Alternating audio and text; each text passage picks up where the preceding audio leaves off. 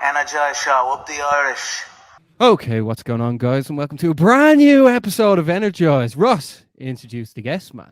Today we have the head coaches of Fight Academy Ireland, the one and onlys. It's Liam, Shannon and Pat McAlister. Lads, how are we doing? Yes, all good, brother. All good, lads. Great to have you on the show, lads. Oh, Absolutely. It's Great to be on the show, boys, yeah. Absolutely, lads. This was requested, especially when we were talking about, Gym of the Year and Coach of the Year. Like, you guys had a phenomenal 2022. It was unbelievable. Obviously, the highlight of the year was Paul Hughes capturing that title. For you guys, what was your individual highlight of the year, and what was your main takeaway from 2022? I'll go first. Well, obviously, Paul really capped off a brilliant year for the whole club. He's an inspiration for me as a coach to teach, because he's such a great role model, you know what I mean? And they get this, sometimes good guys don't always get what they deserve, and he definitely got what he deserves. He's definitely the best fighter, I think, in Europe anyway. That was capped off a lovely year for FIA, but lots of stuff, right, even from the amateur fighters right through to people making their pro debuts, new guys coming to the gym, just the ethos about the gym in general. Like there's a lot to our gym rather than just fighting, you know what I mean? We've guys are having no interest in fighting, and they bring an awful lot, their identities and their personalities. It's such a good place to be, and that's what I love more than anything. It's, yes, the fighting is the icing on the cake, the winning the belts, the winning the fights, and the cage warriors, cage conflicts, all the different stuff like that. It's great to have big nights, but getting up here like on a Monday night and meeting and seeing your friends and having a great crack, that's more what I love. And then, Pat, obviously you had that as well, but you were also in Reese's corner for Belfast. That must have been special as well. Oh, yeah, it was a highlight of the year for me. Reese was unbelievable there, as Baz would say, but really a special night. So it was. Reese would be a big part of the team at Fight Academy Ireland, and it's really good to be in the corner there for him. He's been training with us for years, but that was the first time in the corner now, but the first of many. So we'll be rolling on to April with Reese. But I just want to touch on what Shando said about, Paul. It was a special night with Paul against Uchennik. It really was. Paul likes to term each fight with with a word, and he had redemption for that fight, and it really was redemption in my eyes and nearly everybody's eyes. He won that first fight. He just didn't get the decision. I have so much respect for Jordan and his team, but it was really nice to see Paul go and get that one back. With Paul Hughes, an interesting thing with Paul is that what I like to say to the guys is the guy with the most talent and the guy with the most success. I always find he's the one in the gym working harder than everybody else. People always ask about Paul, like, what's the secret to his success? And I always tell them it's in his daily routine. It's what he does every day, day in, day out. It's all his sessions, his extra recovery. Everything, that's what makes him in world class. It really is his routine. Big word for the lads I like to use is consistency. If the guys just be consistent and show up every day, show up to all the classes, then they're going to get to where they want to be. Not everyone has to be a world champion, but consistency. Yeah, it's just a big thing with Paul is consistency, and that's what makes him world class. Is it's how he chains everything together. Like he's a special fighter, so. That night was a big night, and another big night was the night with Reese. It really was. So they were my two highlights of the year. Shando buying a drink at the Christmas party was another one. Shando getting the rounds in. Ross, we're obviously both events, and I know the lads were as well. But like, is there? How can you pick between the both of them? Like, which one do you think really stood out? I think it was very nice for Reese to have that crowning moment in Belfast. I think that was absolutely beautiful. I think the way he got the crowd reaction was fantastic. But I think the Paul Hughes one was almost more personal. I feel like he felt like he owed Jordan that win, and he went and got it. And like I don't know if you guys are there, but like we were actually in the hotel when like Jordan Vucenic like walked back in, and like it must have been near 1 o'clock in the morning or so, and he got a standing ovation. Like the beating that Paul put on that man was something that I probably haven't witnessed in real life in a very long time. Like it was an absolute massacre for the last, I think, 4 rounds. It was frightening, and like Paul Hughes just showed that he is the elite level of featherweight, not only in this country, in Europe, in the world. He's ready for that UFC call up. Absolutely, 100. I couldn't say it any better myself. That was beautiful, Ross. Thanks very much. If I was going to pick one, I'd have to pick the Belfast card. It was just because all the amount of like Irish fighters on the card, the supporters were all there to witness it live, and then like I know Paul, they both got into the crowd at the end, Reese and Paul. But like if I'd have to pick Belfast, but like obviously London was unbelievable as well. Very hard to pick between both. Yeah, well, I do think the missing ingredient on Belfast was the stronger turnout from the FAI lads. I know like there was the injuries and pullouts and stuff like that, and it didn't go according to plan. So hopefully we'll get a strong turnout on the Dublin card, because that's what we need to see. We need that FAI loyalty there, and big showings and big numbers as well. So that is very important. Two people I do want to touch on that fought over in London were Paddy McCurry and Sean McCormack. Obviously, they didn't get their hand raised, but like not many people will put their hand up, less than 3 fights into their career to fight a James Webb or an Oban Elliott. Like those guys went in and gave a great account of themselves. How proud are you guys of that? We'll start with yourself, Liam.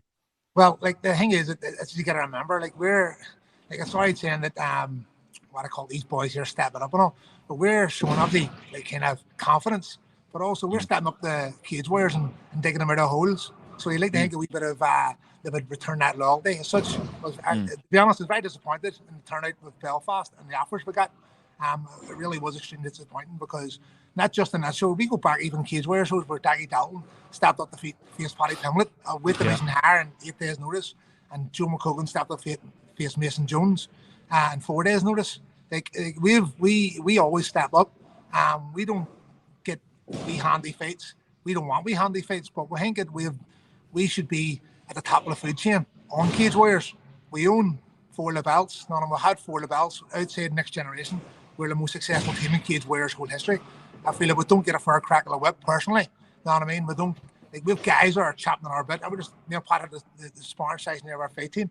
We've got professionals coming out our ears here, and that was the number one reason why we started Cage Conflict, because there's no promotions giving our guys the opportunities, and we're looking to build not just our own fighters, other Irish fighters. But we think that we're kind of left behind in some promotions for different reasons. You know what I mean? There's politics going on, there are different promotions. People who people is their blue eyes, and who like, you know, why are we in it? Like Sean McCormack stepped up, you know what I mean, of his bed, you know what I mean, and fought Oban Elliott, who's an absolute beast. Liam, what do you think needs to change? I don't know. You tell me. Like I mean, we're sitting there now. How many guys are going to be on the Dublin card? Well, I can name what we're talking about. Your last interviews, like 5 or 6 Team KF, 4 or 5 Team Reno. Where's the card done? There's the card done, Reese. That's the card done. Where's the Matt Elliott's? Where's the Kay McClurkins? Where's the Sean McCormicks? Where's the Paddy McCrory's? You know what I mean? Like, are people not want to fight these things? Have we to beat the top guys from the get-go to get an opportunity? Well, that's why we have the pair of on. Like this, that's what. Like, I mean, there's like Matt Elliott. Like, he's an absolute beast. He's 2-1. You know what I mean? He's 3-0. You know what I mean? And Ryan Shelley's an absolute monster. Like, but like, why is not Matt not getting these opportunities and these promotions? Why have I had to rebuild Matt Elliott, who's an absolute animal? You know what I mean? Like, Kay McClurkin's last loss is Christian Duncan. Like, our guys are getting losses. They're having to learn on the job, which is not fair, I feel. You know what I mean? And like, there's certain, I mean, what would you say? Certain publicists, media guys who are all getting on Cage Conflicts back and Fight Academy Irons back because we're trying to build our fighters, but they don't say nothing when other shows are trying to build certain other clubs' fighters. And it's very, very apparent that we get a short straw. Everything we do, we get a short straw. We have to earn our credit. And so does Team KF. They have to earn their credit as well. I understand that. And all the clubs in Ireland. But I just feel that we don't get that. Like, why should Paddy McCrory's first fight have to be in against James Webb, who's an absolute monster? You know what I mean? We have to take these opportunities because we're not getting any other opportunities. Yeah, Liam, I'm not going against the grain there. Obviously, Paddy was originally meant to face Jordan, and that was like one of the biggest face-offs. Yeah, of I course. think the whole country was interested in that. But that's why we have you on now, lads. We want to know who should we expect to see on the card at Cage Warriors Dublin? Yeah, or who would you like to see? Or Which who of do you your like to guys see? would you like to get in there? Well, personally, Pat's just his name. Yeah, no, wait 1 second. What we were looking for, we bit of insight. What we were looking for, and what we have relayed to Ian Dean and Graham Boyan was obviously Paddy McCrory fighting in March in the London show the night before UFC. That's where Paddy wants to fight, and then on the Cage Warriors Dublin show, we're aiming towards the likes of Matt Elliott, Kay McClurkin, and then we'll see what happens with Ryan Curtis and a few other ones there, and what way how they progress over the coming months. But a few guys coming through, likes of Scott Harvey, Jared Burns, these boys here, who are not kicking ass off, rattling away. But the conversation I had with Jared Burns on Friday, training with him, was why should we have to go and fight guys in flyweights who've had 12, 13, 14 fights on Cage Warriors, who fought for belts as our first fight? No, I agree with you. Like it's definitely not ideal. That's what we're getting offered. You just want to fight here, or we got a flyweight, but here, he's 12-5. We can't take against 2-1. Why is that, Liam? Obviously, You tell me that, lad. You tell me that. You know what I mean? What do people not want to fight against your gym? Well, I don't know.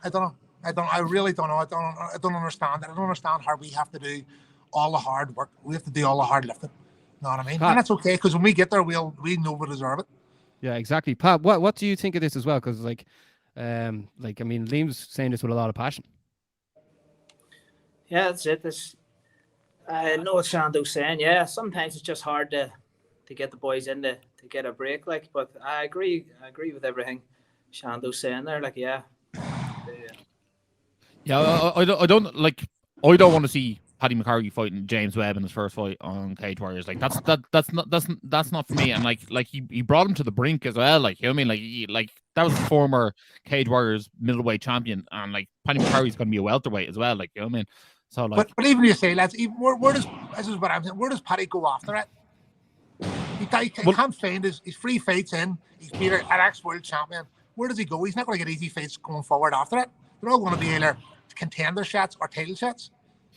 Yeah, it's very hard to sort of have him fight a former world champion and bring him to that, go back final to the debut guy or a 2-0 guy. It's going to be hard, and that's what I'm saying. This is number one bullshit.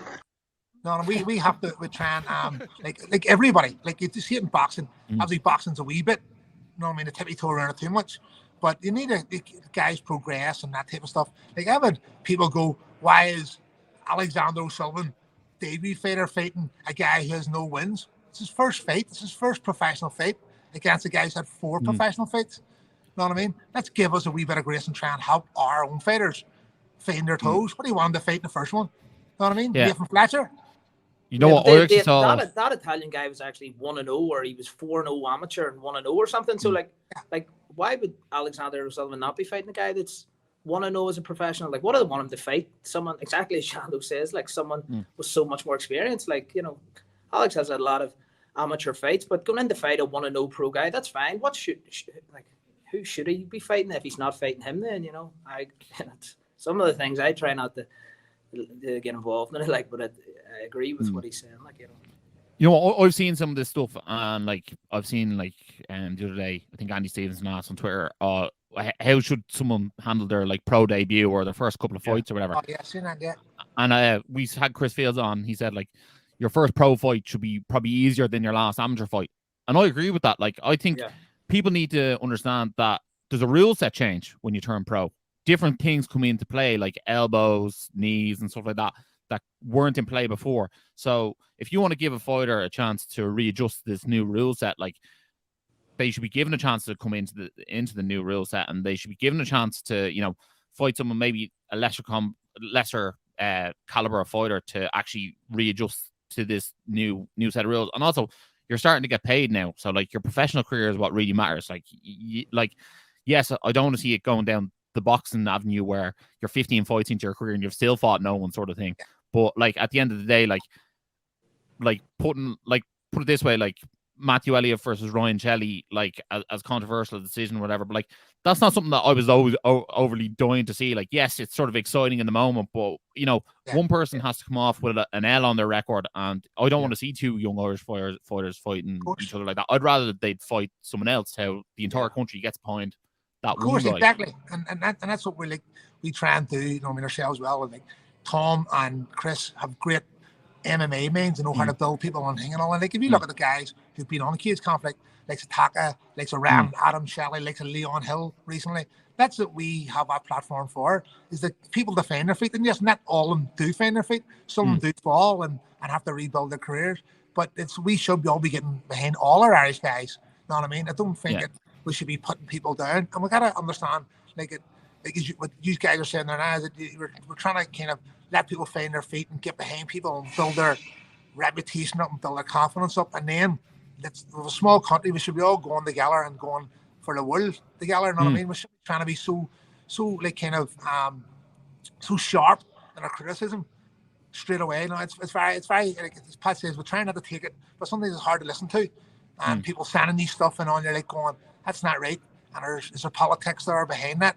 And I just feel personally, I know a bit wound up about like kind of if I don't get the fair crack of it, you know what I mean? I definitely don't. Yeah, like if you didn't notice, we're both massive Irish MMA fans, and we're also big fans of your gym and like all the others we've had on, like Team Rhino, Team KF, SPG, all the lads, right? Like seeing the two lads, we'll go back to the Shelley and Elliott fight. Like we obviously like weren't like, you know what I mean? We don't want to see either of them lose.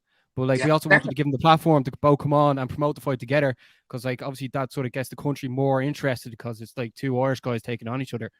But here, like it's I don't really know where I'm going with that point. But it's hard for promotions to juggle that. You know what I mean? It is hard for promotions to juggle that. I understand that. You know what I mean? But in this day and age now, where COVID's away and there's so much more opportunities, then they should be kept apart as much as they can until the needs must. If they go up there and it needs must, and then that's dead on. But at the start of their career, like Ryan is an absolute gentleman, has trained with us. We were very close to Team KF. It was like we were forced to, if you want Matt Elliott to fight, this is it. And the guys are coming to us in the gym and going, I want to fight. So we're going like, these are the only options we'll be given here. We can't do any more than it. You know what I mean? And it's hard for us because we want to see, maybe like there's the Paddy McCrory one, the Owen Alley one. Like we know it's not the ideal fight for them, but it's like the only hand we have to play. And we're so confident in our guys' abilities that let's rattle in, let's go ahead. We've done it years ago with Carl Moore, Richie Knox, and Cage Warriors. And went in, knocked them out, and there was nowhere else for Carl to go after that. So we're always had like confidence in our own abilities, our own fighters' abilities. And see, the end of the day, like they come down the lane, it'll stand the boys in good stead. Like Paddy McCrory will be a different animal coming forward. Sean as well. Like they'll come in and it'll stand them in good. That experience will stand them in good stead. Like. Yeah, I think it just also goes to show like the caliber fighter you have. You have the likes of like Mick Conlon showing up on fight night over in London to see your guys fight. Like it goes to show how much respect that FAI has in that scene. So, like, look, I'll be honest with you, I have no idea what way it's going to fly down in Cage Warriors. For the first 4 months of the year, I'm just going to call it the first 4 months because that leads up to the Dublin card. But I do like the idea that you guys have Cage Conflict as well.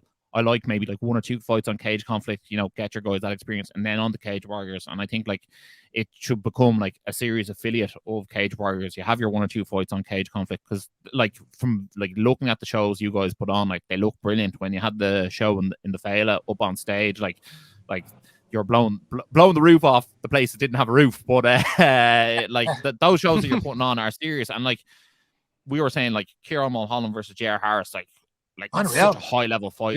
Like they're the 2 best flyweights in the country going toe to toe. You know what I mean? Like that's an unbelievable caliber of fight that you guys put on your promotion. You know what I mean? Yeah, well, that's it. The Cage Conflict is like it is the pinnacle of Irish MMA. I know I've used on a wee finger, we pulled and we didn't win it. Like you just need to have a real talk to your Instagram people, because I tell you that is absolutely ridiculous. Like we've put on more professional fights and built that many careers, high level amateur, getting into professional careers over the last few years than anyone's ever done. We invest in the show, as you said, the Fela, something nobody's ever done in Ireland before. And like we'll have 6 pro fights on this card we're aiming for, you know what I mean? Like we're not just there to make money. We reinvest, we put it all into the show. We fly people in from all parts of the world, put them up. We look after the fighters, all the fighters, and we try ultimately to build people's careers and let them move on. It's a stepping stone. We know what we are. It's a stepping stone. And if you fall at the first step, then you don't deserve them bigger opportunities. You know what I mean? No, absolutely. It's personally now. It's my favorite promotion out of all of them because you know you're getting that pro main card, and you know you're getting some top guys out of FAI on it, and I like that. You know what I mean? And like I know some people want to criticize the matchmaking. Look, that's up to them. But at the end of the day, like you said earlier, like these guys have less than 5 fights. You know what I mean? Like who do you want to be fighting after less than 5 fights? You know what I mean? Like it takes a rare talent, like a Christian Leroy Duncan to be fighting someone like Jesse Taylor, like, you know what I mean, 7 fights into their career. You know what I mean? But like obviously he's progressed. You need, like you said earlier, you need to give these guys a chance to progress. And like, criticizing someone who's making a pro debut is probably not that nice. Like I look at Premier FC have a fight coming up, and Solomon Simon's fighting that fella Ivanovic, who's 0-5. You know what I mean? But again, it's all Simon's pro debut. Like, you know what I mean? Am I absolutely crazy about the fight? No, but like, am I interested to see Solomon Simon as a pro? Yes, I am. So like, there you have it. And like, you're selling a one-sided fight, but like, the interest is only on one side. Like when you have Alex O'Sullivan against an Italian guy, no one cares about the Italian guy. They all want to see Alex O'Sullivan's pro debut. Well, that's what people want to see. You know what I mean? And like, that's what people are looking for. But the thing was that's what I'm saying. He was originally supposed to face a guy who was 0-4 from Italy, and his opponent changed to a guy who was unbeaten, both amateur and pro. But there was all the criticism for the original matchmaking, but it was not until after the show did they realise that the matchmaking had changed. That's how one-sided that was. That they didn't even do the research properly. Yeah, like, really, you're gonna have people commenting on stuff no matter what you do, even if you make it all perfect, or they'll be like, "That's too perfect," and then if you make it all shit, they're like, "That's exactly." Too shit. You know what I mean? And like Alexander's an absolute monster. Alexander's an absolute monster, so he is, and like it's hard to get him matched because he's had 30 amateur fights. You know what I mean? And again, he's such a good fighter, such a good caliber, such a good reputation, and he wants to be in this for the long run. He doesn't want to have a couple of fights and then that's him done. He wants to have a career at this. So he, as you say, like he's looking after his professional career from the get-go. And there is not at this point, like, but there can be a career, money involved in this, and you have to really be very careful these days. And these guys here too, do you think, like, as much as we say all this, do you think these guys are flying over from all parts of the world to lie down? No, I know them. They're not here to lie down. You know what I mean? They're here to fight. So they are. You know what I mean? They get a lot easier fights locally than it would going across. They're flying hundreds upon hundreds of miles, being here for 4 or 5 days. They're here to win. Yeah, it's not like you're going to say something there, Pat. Yeah, but we're flying in a guy for Alexander O'Sullivan's pro debut. Like, you know, there's a lot goes into bringing guys over, as Shando says, from Italy and putting them up and traveling them about, putting them in hotel. There's a lot of cost and all goes in that too. Like, and we're putting a lot into Irish MMA to build the likes of Alexander, because it's tough to get him an opponent. Not a lot of guys want to fight Alexander O'Sullivan, who's making his pro debut. You know, a lot of guys are going to look at that, guys that are 2-0, 3-0, 4-0, looking, going, this guy's had 30 fights here and he's really, really good. So it's hard to match him too, as Shando says. Like, so I agree with that too. Yeah. Ross, it's very easy to be sort of short-sighted in like watching it, being a fan. Like, you can just be like, here, why is he fighting this guy with this record? Like, why isn't he fighting this guy right now? But you have to realize these guys are looking to have a long career and a very wealthy career as well. We should turn around and say, well, if you think that, why don't you get in? Yeah, exactly. But I think you always have to educate yourself. You have to look at someone like Alex O'Sullivan can probably jump up against a higher caliber sooner because he's had that 30 fights. He can probably, when he's 3-0, he could probably fight some 7-2 or something like that, and it wouldn't be an issue for him because he has that experience. And like, obviously, when you turn pro, like I said, you bring in the elbows and knees, it changes the game. Also, you change the amount of time you're in the cage. You go from being in the cage for 9 minutes to being in the cage for 15 minutes. It's a massive jump. You need to check that cardio gas tank and make sure you have that output. So like, these are all factors that come into that. And then also, some people go pro quite early, whether, they feel like they need the money because they're training full time, or whether they feel like, they're ready at a certain stage.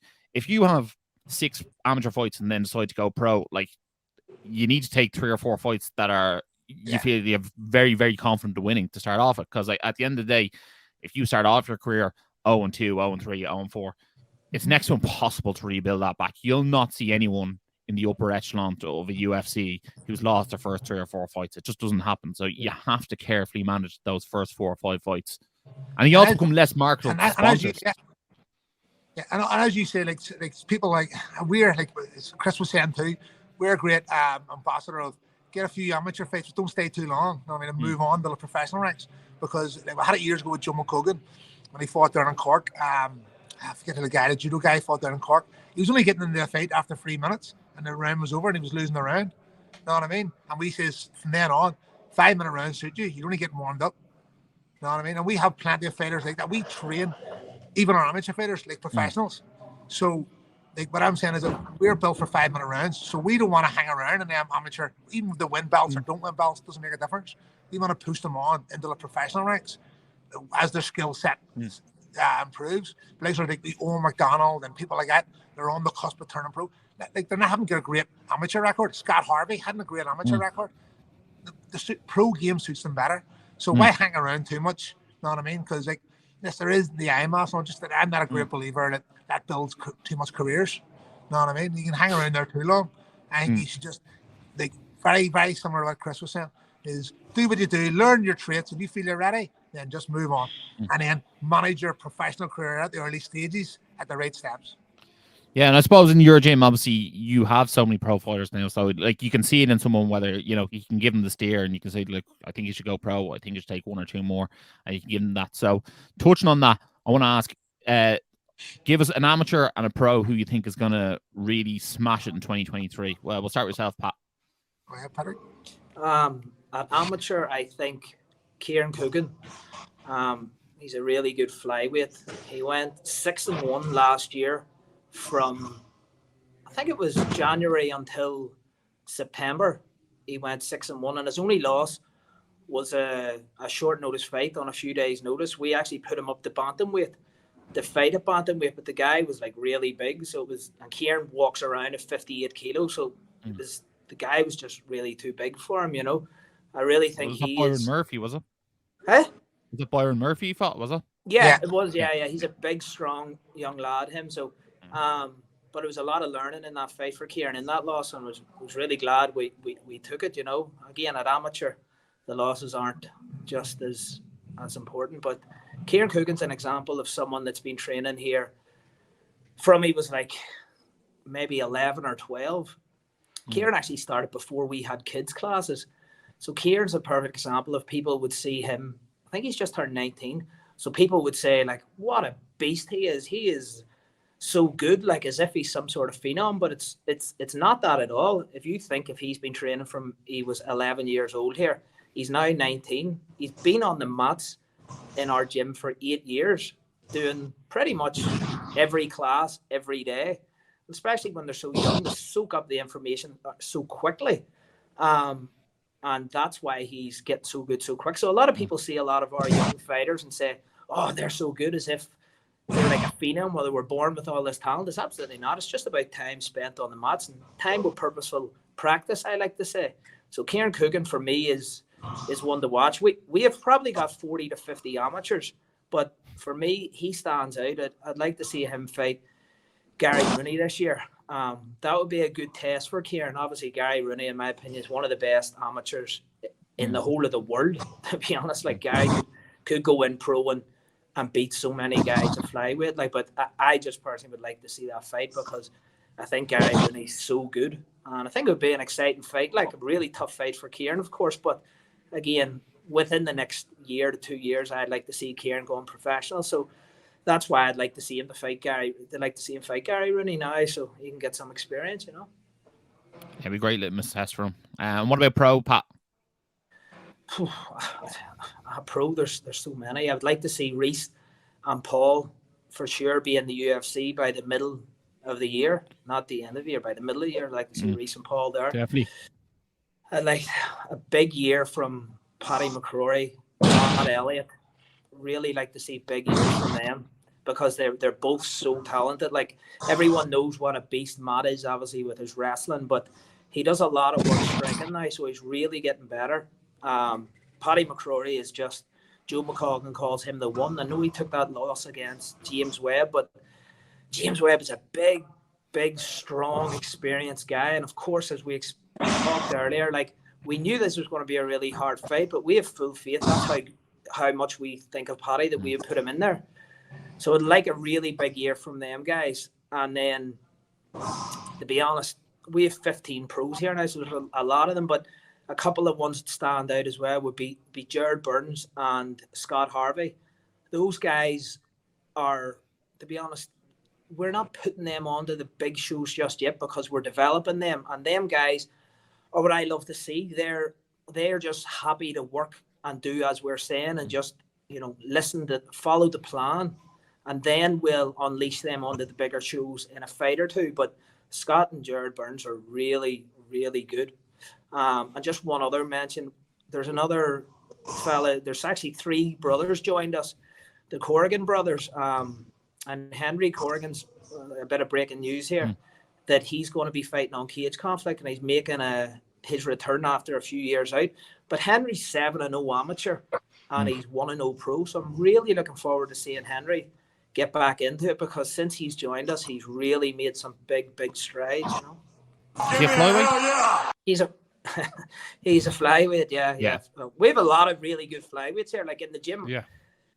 Like, we would have Ryan Curtis, Henry, Jared Burns, Kieran Coogan, Damien McGuigan, Kieran Heaney. So there's so many really good flyweights, so there's a lot of good guys here. So they're training with the best guys at their weight day in, day out. So it's like, I'm really happy with our lower weight divisions. Obviously the same as our higher too, but them lower weight guys, have a lot of good training partners in the gym here. If you're under 5'6" and you want to take up MMA, FAI is the place to be. That's it. I wouldn't know. I'm 6'1" myself. Aren't we all? And Shannon, what about yourself? Give us a pro and an amateur who you're looking forward to seeing develop this year. Well, obviously, the Pat saying we've got so many amateurs coming through. The both sides of the amateurs starting. There's people are looking forward to see how their career progresses on the Fight Academy Ireland. Like Corey McLaughlin, he's 4-1 coming. He's recently joined us the last 6 months. Be good to see how he progresses. He's a very talented guy, and he'll need an RW team to develop a skill set. And then have the guys at the top end of the amateurs who are ready to turn pro, like Gareth McCormick and Owen McDonald and people like that there who are just on the cusp, one win or one fight away from turning pro. Gareth's a big fight here coming up in Cage Conflict against Graham Shane, who is another guy from Team Reno who's ready to turn pro. Both are ready, so it's like almost like a farewell. They're probably both of them to the amateur scene. Quality scrap. Yeah, exactly. Like Gareth McCormick had a close loss against Jordan O'Neill. I know Jordan's an absolute monster, but Gareth was 2.5 rounds up, caught in the triangle, and then Jordan got all the hate, and rightfully so. But if Gareth won that, it would have been Gareth turning pro, going on the Cage Warriors. It's just as you say, just these wee single things change people's directions. He's a full-time fireman, and he's on the cusp of being a professional. Owen's taking a wee bit of time off from fighting, but he's here training and sparring every day.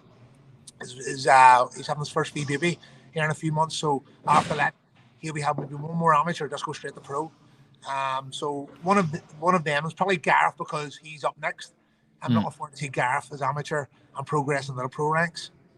He'd be my main one. One more for the bad guy. Yeah, one more. Jail the man. Yeah. And professionally, as Pat says, go through all them people are that I could reiterate what he said. Like, there's so much talent coming through. Don't see Ryan Curtis progress. One probably Pat didn't say would be Troy Gibson. Yeah, how's he doing actually? How's he's an absolute athletic machine. You know what I mean? He's just, I swear to God, he's an absolute monster. But fight anybody at any weight at any time. He runs his own gym, the Shed, and he's up here and trying to juggle them and everything else. He's such a big future ahead of him. Be good to see him getting a wee bit of time to develop his own skill set, and he'll be hopefully on the Cage Conflict too and Cage Warriors down the line.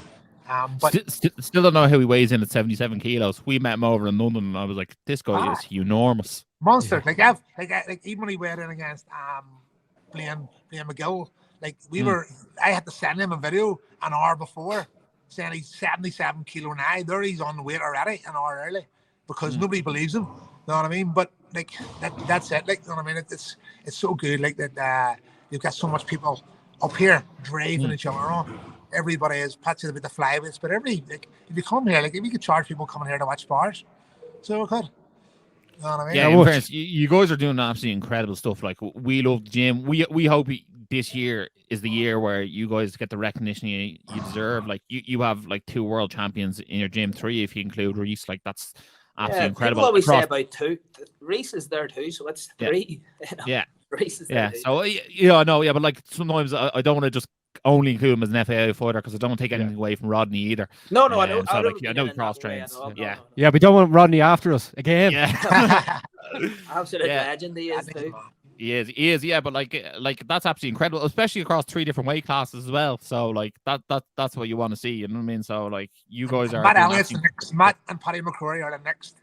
They're going to be the next ones, know what I mean? Yeah, like are you intoxicated or something? Forgetting, man, you know, Matt Elliott is if Matt had to beat Ryan Shelley or had got the decision against him, that would have been him 3-0, and the big buzz would have been around Matt. Like, but Matt, don't forget about Matt Elliott. No, absolutely not. I think he was saying he had an eye injury there recently, so hopefully that heals up because like. If you actually put that fella on a microphone after he wins as well, like he's such a character as well. Like, you know what I mean? Like he'll blow the jocks off somebody well. He's dangerous. Him and Paddy, we love him. Should have their own podcast. Him and Paddy McCrory. Oh yeah, definitely. Although Paddy McCrory's obsessed with Garrett Smiley, you might want to have to do one with him as well. So Garrett's a bad influence sometimes. You know what I mean? Oh, stop. But like, you know what? I feel like we could actually just stand here and actually list every single person who fights in your gym, and like they all have a bit of something to them. You know what I mean? Like it is a special thing you have there. Like hopefully we see Paul and we see Reese make the UFC this year. How like that starts the trend for you guys, and like we always say, you know, the more people from Ireland who are fighting in the UFC, the better. Like that's what everyone says, and for those 2 guys, like that's well earned. It's not given. Like that, those 2 have done incredible things. And I text Joe McColgan once a month asking about retirement, but he keeps on telling me he's too fat. So way too fat. Way too fat. He's even fatter now. You've seen him after Christmas. But I think I'm going to give up texting now after our last exchange. He was like, everyone wants me to come back except for me, and I was like, right, well, I'm not going to ask him again. So, but we should block him, Ross. Legend, retired on top. You know what I mean? So if Joe's listening, to the lads, he helps. Like, to be honest, I know we're slagging, like, but Joe's up here helping all the lads out, and his knowledge is so important to the fight team as well. He is the captain, and he still will be the captain because he does an awful lot, even though he doesn't have to fight.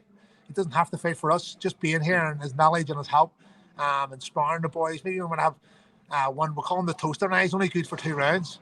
but that's all. We just have him here, and he helps in, and he's still a big part of the club. Like. Yeah, you can do Paul's Shark Tanks round 1 and 5. Yeah, well, exactly. Yeah. We absolutely love it. Lads, just before we wrap things up, I just want to say it again. Cage Conflict is back on the 1st of April. That's April Fool's, and that's not actually a joke. And then I think we're going to have to get the 2 of you lads on again in the build-up to Cage Warriors Dublin, if you're both allowed, lads. Yeah. if I have any fighters on it. Yeah, we'll have a word with Ian Dean, and we'll see if we can get a few. Ian Dean's a good man, and like he's trying his best and all, but I just feel that like, you know, we're not getting a fair crack of the whip. You know what I mean? Because we have to work our way into the divisions, and it's not right. Yeah, well, you think after 2 champions you get a bit of leeway, you know? So like let's see. Hopefully it happens here. You know what? I wouldn't mind seeing that Paddy McCurry Jordan O'Neill fight remade. I know we sort of said earlier we're not mad on Irish versus Irish, but those 2 lads look like they were going to have a barn burner, so I wouldn't be against seeing it. Yeah, well, let's see what the reaction is off this show as well, because like I didn't know I didn't overly see all that treatment, but now when you bring it to light, you can see it now. Yeah, it's one of those things where sometimes you see things from the outside and you're like, Jesus, that's a tough fight for Paddy. That's a tough, but like you don't think of them as an individual the way you guys would, because obviously you guys are close to them and they're your fighters, that you're not like, Jesus, where does he sort of go from there? You know what I mean? Like that's that sort of question. The thing is, when's the last time you could say a fight a Cat Maryland guy on say Cage Warriors had an easy fight, or like you're saying, it's about building them or about a real winnable fight or a shock if they get beat. They're all going, it's a hard fight, that. Yeah, well, now that's put out into the world now. So let's see what happens then. Yeah, hopefully we can right those wrongs so we can get some fair matchups. One might say for the FAA lads, because I'm sure that's all you're asking for, just a fair matchup. Preferably not against former world champions on your debut. That would be ideal. But guys, I must say thanks a million for joining us. Really enjoyed this chat. It was. We should do this every week. Yeah, we'll wait for the Shannon McAlister podcast to come out next. I'm subscribing. No, we're OnlyFans. We're doing OnlyFans first, me and Pat. Send us on the link there, will you? Yeah. Send us a free sub, will you? But guys, thanks a million for joining us. If you're watching this on UFC Fight Pass, make sure to hit this as a favorite. And if you're watching this on YouTube, make sure to like, share, subscribe, hit the bell notification to not miss any more Energized content. And as always, stay energized. Energized, show up the Irish. Been sussing you guys a couple of times. I've seen a couple of clips. I think you done some interviews with Dylan Moran and that I saw. So keep going, keep up the good work, guys.